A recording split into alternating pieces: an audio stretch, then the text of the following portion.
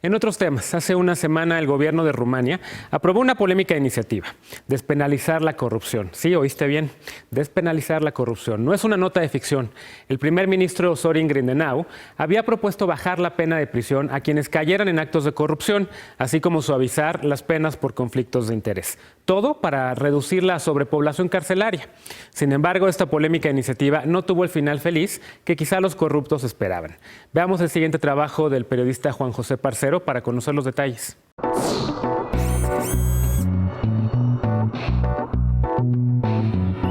El sábado pasado en Rumania, y después de 4 días de manifestaciones contra un decreto para despenalizar la corrupción, el primer ministro de aquel país, Sorin Grindeanu, anunció que el gobierno rumano dará marcha atrás a la controversial medida.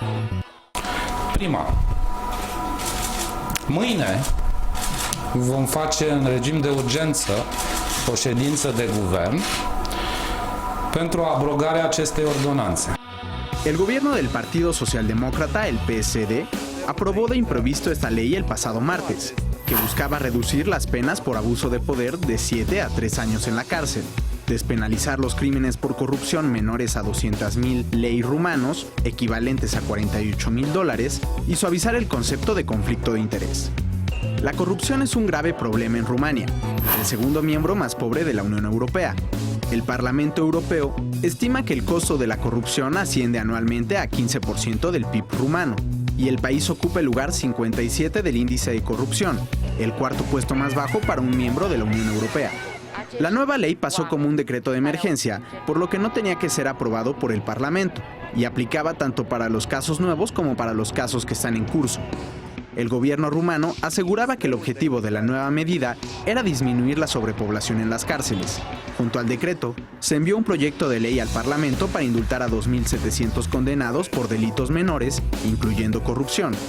El decreto también resultaba conveniente para el líder del Partido Socialista, Liviu Dragnea, quien está imputado de corrupción con daños por $25.000, por lo que la ley, ahora anulada, lo hubiera librado de los cargos.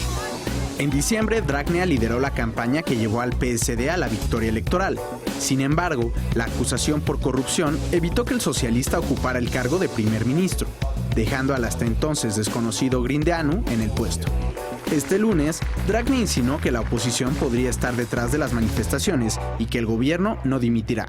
Guvernul nu are de ce să demisioneze. Guvernul a fost ales. Estas protestas solo se comparan con las que derrocaron al gobierno soviético de Nicolae Ceausescu en 1989.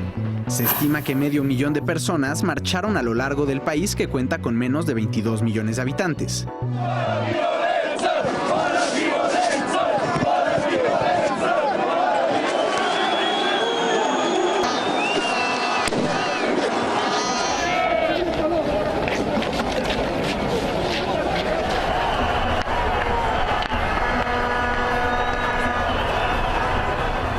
La lucha contra la corrupción también se libra desde el gobierno, y desde 2013 es liderada por Laura Codruta-Kövesi, fiscal de la Dirección Nacional Anticorrupción. Bajo su mando, entre 2014 y 2016, se han condenado a casi 1.200 personas por abuso de poder, incluyendo legisladores y altos funcionarios, y actualmente se tienen abiertos más de 2.000 casos por corrupción política. La oposición también se pronunció en contra del decreto y durante la semana pasada anunció que buscaría una moción de censura, medida usada en los gobiernos parlamentarios para remover al gobierno. Pese al anuncio de dar marcha atrás al decreto, las protestas no han parado y algunos manifestantes piden la dimisión del gobierno socialista, como lo lograron hace poco más de un año, cuando el pueblo rumano se alzó en protesta provocando la dimisión del entonces primer ministro Victor Ponta. Juan José Parcero, Noticieros Televisa.